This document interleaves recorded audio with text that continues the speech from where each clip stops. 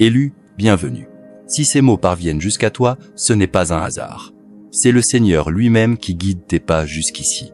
Ce message ne s'adresse pas à tous, mais à ceux qui ressentent la main invisible du Tout-Puissant à l'œuvre dans leur vie. Ceux qui perçoivent un frémissement dans leur esprit et un murmure dans leur cœur. Voici, je fais une chose nouvelle. Elle germe déjà. Ne la discernes-tu pas? Ésaïe 43, 19. Dès l'origine, tu as été mis à part, non parce que tu es plus grand, mais parce que ton âme porte une mission sacrée. Le Seigneur t'a désigné pour être une ville sur une colline, Matthieu 5,14. Une lumière qui ne peut être cachée dans un monde souvent drapé d'ombre. Tu n'as jamais été créé pour te fondre dans le tumulte de ce monde. Tu es un phare guidant les autres vers la sécurité, même lorsque ta flamme semble inaperçue. Ce n'est pas l'heure de la peur, mais celle de la préparation. Un changement divin approche. Ce n'est pas la mort, mais une transformation. Un passage du moindre au plus grand, du temporaire vers la vocation éternelle pour laquelle tu es né. Comme il est écrit, ne te conforme pas à ce monde, mais sois transformé par le renouvellement de ton esprit. Romains 12, 2. Pour les élus, quitter ce monde n'est pas une fin, mais la naissance d'une vie supérieure, l'abandon des illusions, la délivrance de l'emprise de la peur et l'élévation vers la vérité. Chaque épreuve, chaque silence, chaque victoire t'a façonné pour cette ascension. Aujourd'hui, ce message dévoile 7 signes incontestables que tu te tiens au seuil de cette transition sacrée. Ces signes ne sont pas de simples curiosités. Ce sont des confirmations venues du ciel annonçant que le temps est venu. En avançant dans cet instant divin, le messager t'invite à proclamer ta disponibilité. Écris Amen dans les commentaires, comme un signe public que tu reçois cette parole et que tu es prêt à marcher dans l'appel que Dieu t'a donné. Reste jusqu'à la fin, car nous conclurons par une prière qui pourrait marquer un tournant dans ta vie. Le ciel murmure, le passage est proche. Signe 1, un détachement sacré. Ne remarques-tu pas que ton cœur s'éloigne doucement du bruit de ce monde? Ce n'est ni ennui, ni apathie, mais l'élan de l'esprit préparant ton âme à un lieu plus élevé. Les choses qui te définissaient autrefois, possession, statut, approbation, perdent leur emprise. Ce qui accaparait ton attention te semble désormais étrangement vide, comme si tu avais goûté quelque chose de bien plus réel. Ce détachement n'est pas un abandon de la vie, ni une froide indifférence. C'est la manière douce dont l'esprit te dit « Ce monde n'est pas ta demeure ». Comme l'écrit Paul, notre citoyenneté est dans les cieux, et nous attendons ardemment un sauveur de là-haut, le Seigneur Jésus-Christ. Philippiens 3, 20. Tu commences à vivre dans le monde sans lui appartenir. Les conversations autrefois exaltantes te paraissent désormais superficielles. Les ambitions qui te motivaient semblent petites. Même tes relations peuvent changer. Certains s'éloignent, et tu te retrouves sur un chemin plus étroit. Cela peut faire mal, mais souviens-toi des paroles du Seigneur. Toute plante que mon Père Céleste n'a pas plantée sera arrachée. Matthieu 15, 13. Le détachement prépare le terrain pour ce que Dieu a véritablement semé en toi. Tu peux aussi te sentir légèrement à l'écart de ta propre vie, observant, discernant, percevant des schémas que d'autres ne voient pas.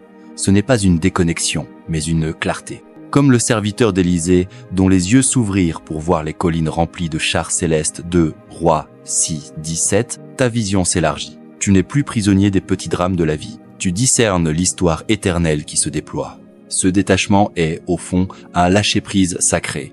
L'esprit t'aide à libérer ce qui ne sert plus ta vocation, afin que tes mains soient libres pour saisir ce qui est nouveau. Comme les pêcheurs abandonnèrent leurs filets lorsque Jésus les appela, toi aussi, tu es invité à lâcher ce qui t'alourdit et à entrer dans ce qui ne peut être perdu. Signe 2. Une conscience spirituelle accrue. Si ce détachement te semble étrange ou même déstabilisant, prends courage. C'est un signe sacré.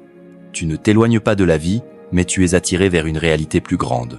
L'esprit ne t'arrache pas à toi-même, mais révèle ton véritable toi en Christ. Comme le Seigneur l'a déclaré, je te donnerai un cœur nouveau et je mettrai en toi un esprit nouveau. Ézéchiel 36, 26. Avec ce changement vient une acuité des sens spirituels. Soudain, le monde te semble chargé de sens. Tu remarques des schémas que d'autres ignorent, des coïncidences qui portent l'empreinte divine. Un verset jaillit des Écritures au moment précis où tu en as besoin. Une conversation confirme une prière secrète. Ce ne sont pas des hasards, mais les doux murmures du Père te guidant. Cette conscience s'étend au-delà de la vue et de l'ouïe. Tu peux ressentir l'atmosphère d'un lieu dès que tu y entres, discernant la paix ou l'agitation avant qu'un mot ne soit prononcé. Comme Daniel, capable d'interpréter les songes et de lire l'Écriture sur le mur, ton esprit commence à percevoir les courants invisibles de Dieu, l'œuvre de Dieu. la nature elle-même devient un sanctuaire. Le bruissement des feuilles, l'immensité du ciel, le silence de l'aube ne sont plus ordinaires. Comme l'écrit Paul, depuis la création du monde, les perfections invisibles de Dieu, sa puissance éternelle et sa divinité se voient comme à l'œil nu. Romains 1, 20. Même dans la solitude, tu ne te sens plus seul. Ce n'est pas une simple sensibilité, mais un alignement. Ton âme s'accorde à la volonté et à la vérité du ciel, se préparant à la prochaine étape de ton voyage. Les pratiques spirituelles, prières, adoration, réflexion silencieuse deviennent moins une discipline qu'une nécessité vitale. Ce sont des moments où le voile s'amincit et où tu goûtes à la réalité pour laquelle tu as été créé. Signe 3. Message à travers les rêves et l'intuition. En cette saison, tes nuits ne sont plus silencieuses. Des rêves d'une clarté inhabituelle surgissent, riches en symboles, couleurs et scènes qui persistent longtemps après ton réveil. Tu te vois peu, être volé au-dessus de paysages, franchir des portes ou rencontrer des figures qui parlent avec autorité, ce ne sont pas de simples fragments de pensée, ce sont les murmures de l'esprit préparant ton cœur pour ce qui vient. Dans les Écritures, Dieu a parlé par les rêves, avertissant Joseph du plan d'Hérode, Matthieu 2, 13, guidant Pharaon par l'interprétation de Joseph, Genèse 41, révélant des vérités à Daniel dans la nuit. Daniel 7, 1. Aujourd'hui encore, le Tout-Puissant sème des visions dans les heures calmes, parlant d'une manière que l'esprit éveillé pourrait rejeter. Ton intuition s'aiguise aussi. Tu pressens des choses avant qu'elles n'arrivent. Tu ressens l'élan d'agir ou d'attendre sans en connaître pleinement la raison.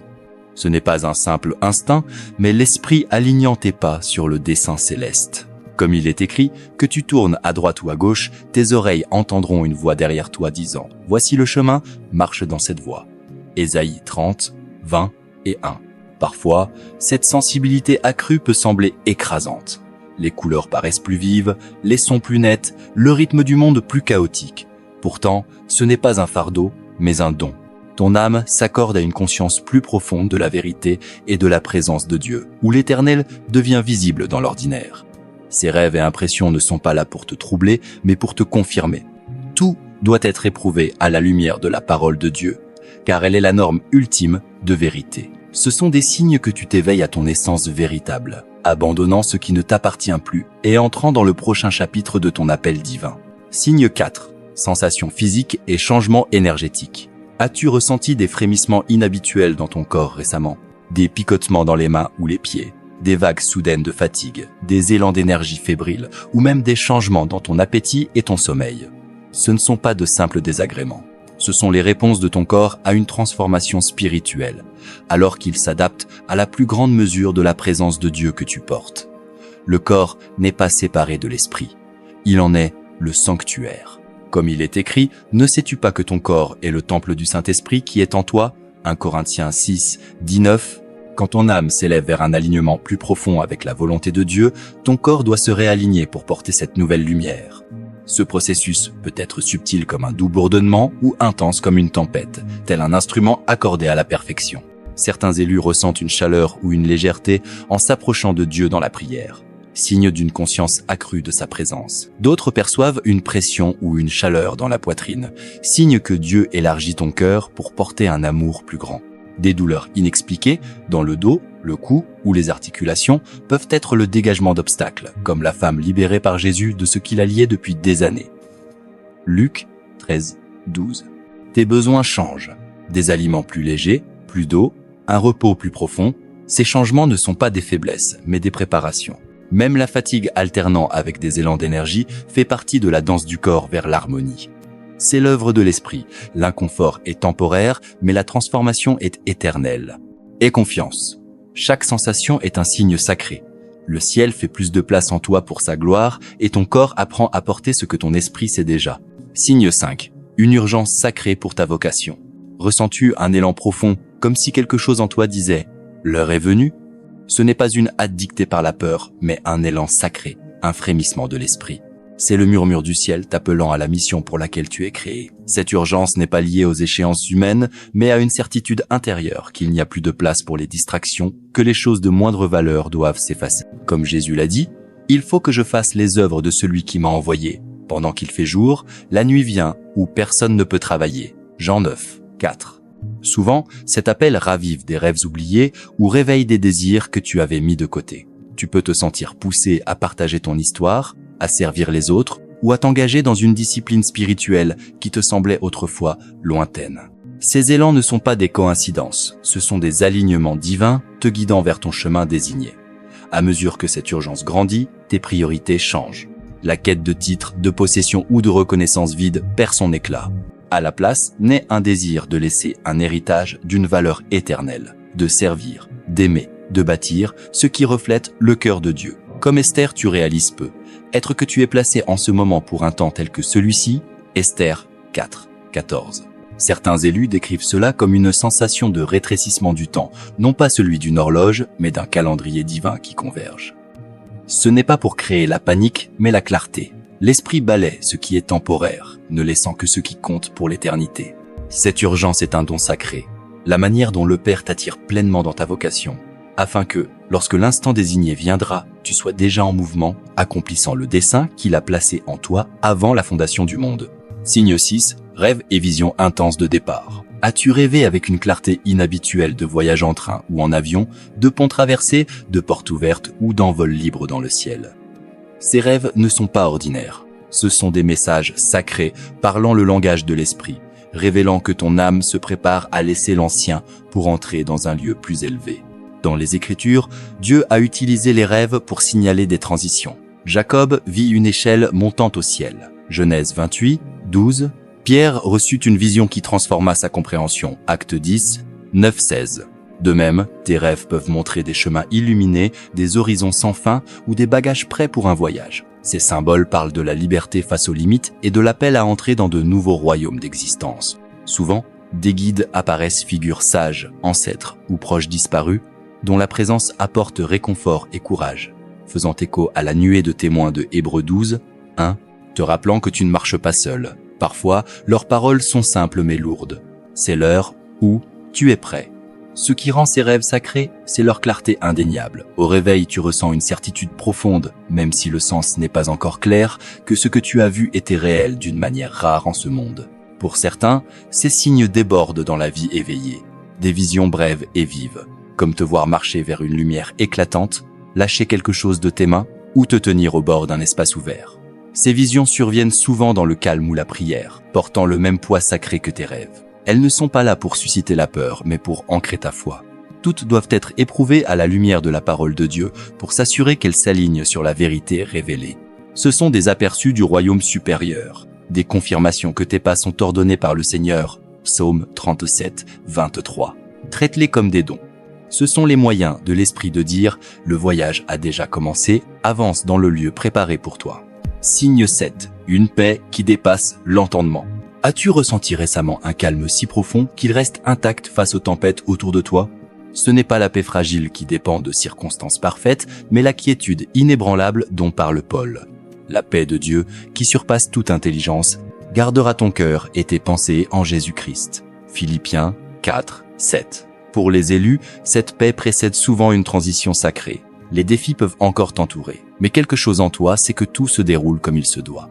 Ce n'est pas une reddition passive, mais un lâcher-prise puissant, la force tranquille qui vient quand tu cesses de vouloir tout contrôler. La peur relâche son emprise, peur de la perte, de l'inconnu, voire de la mort elle-même.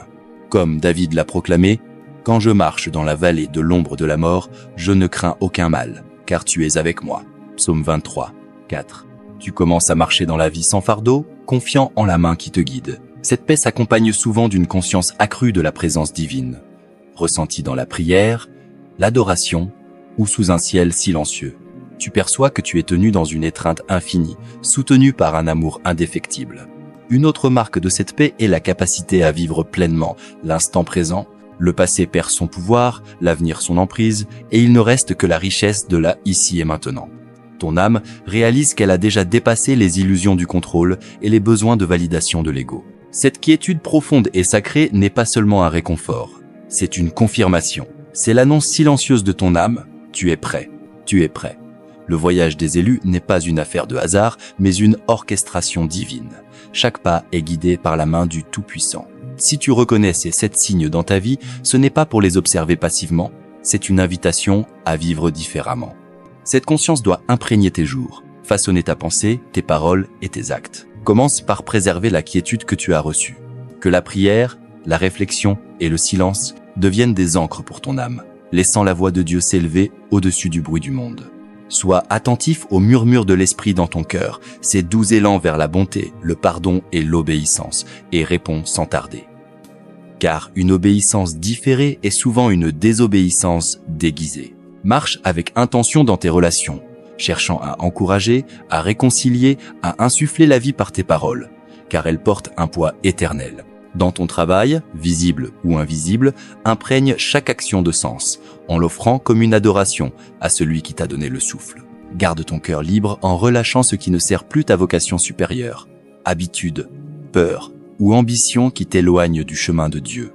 Que la création te rappelle chaque jour le Créateur. Prends le temps d'observer un lever de soleil, d'écouter le vent dans les arbres et que ces moments t'entraînent dans la gratitude. Quand les épreuves surviennent, souviens-toi qu'elles ne sont pas des interruptions, mais des affinements, comme l'argile façonnée par le potier. Et en toute chose, tiens ferme à la vérité que tu n'es jamais seul. L'Esprit qui t'a appelé est celui qui te soutient.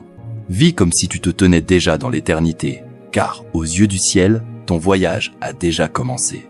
Chaque pas que tu fais résonne bien au-delà de ce monde. Prière. Élu, après avoir parcouru ces 7 signes sacrés, nous voici à un moment sacré. C'est l'heure de lever ton cœur vers le Tout-Puissant, celui qui t'a appelé, qui te soutient et qui t'a précédé. Que ton esprit soit calme, ton cœur ouvert et ton âme attentive, car cette prière est un pont entre ton esprit et le ciel. Ô Très-Haut, Créateur du ciel et de la terre, souverain de tout ce qui fut, est et sera, le cœur de ton élu s'élève devant ton trône. C'est toi qui l'as formé dans le lieu secret, qui a écrit chaque page de son histoire avant son premier souffle. Comme il est écrit, tes yeux ont vu mon corps informe, et tous les jours qui m'étaient destinés étaient inscrits dans ton livre avant qu'un seul d'eux n'existe. Psaume 139, 6. Toi, l'Éternel, tu as appelé cet élu à un détachement sacré, relâchant l'emprise du monde sur son cœur. Que ton esprit lui donne le courage de lâcher ce qui ne sert plus ton dessein divin. Comme les pêcheurs abandonnèrent leur filet pour suivre ton Fils, qu'il abandonne les poids qui entravent sa marche et entre dans ce qui ne peut lui être enlevé. Ô Très-Haut, tu aiguises sa conscience spirituelle, ouvrant ses yeux pour voir tes empreintes dans l'ordinaire, pour entendre tes murmures dans le silence. Qu'il discerne la vérité en toute saison, rejetant le faux et s'attachant à l'Éternel. Que ses jours soient remplis de rendez-vous divins, où l'ordre céleste croise le chemin sous ses pieds.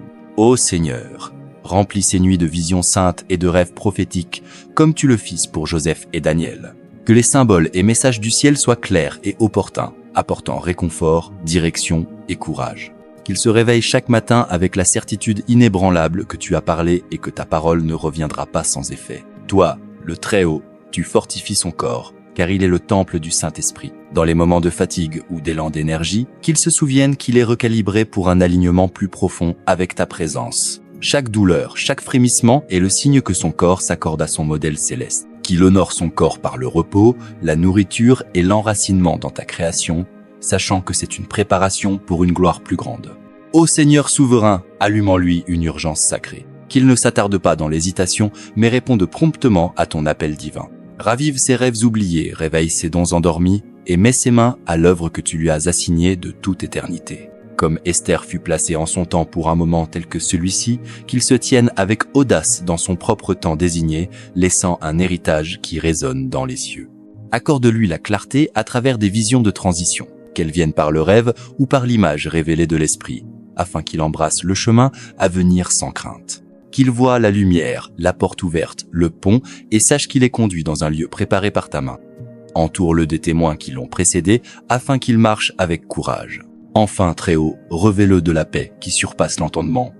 Qu'elle garde son cœur et son esprit, affermisse ses pas et fasse taire toute voix de peur. Cette paix ne vient pas de l'absence des tempêtes, mais de la certitude que toi, ô Seigneur, commandes au vent et au flot.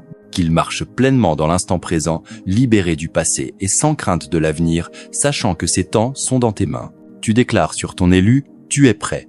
Le voyage à venir n'est pas à craindre, car ton esprit le précède, ta main le soutient et ton amour l'entoure. Avance avec confiance, car le chemin est préparé et ta place dans mon plan est assurée. Nous scellons cette prière par l'autorité du nom au-dessus de tous les noms, Jésus-Christ, l'agneau immolé qui vit à jamais. Amen. Merci élu d'avoir partagé ce moment sacré de prière. Si ce message a touché ton esprit, écris dans les commentaires « Seigneur, je suis prêt ». Amen. Comme un signe que tu as reçu cette parole et que tu es prêt à marcher dans la vocation que le Tout-Puissant t'a donnée. Abonne-toi pour continuer à recevoir des paroles d'encouragement, de vérité et de guidance pour ton chemin spirituel. Que la paix du Seigneur soit avec toi aujourd'hui et à jamais.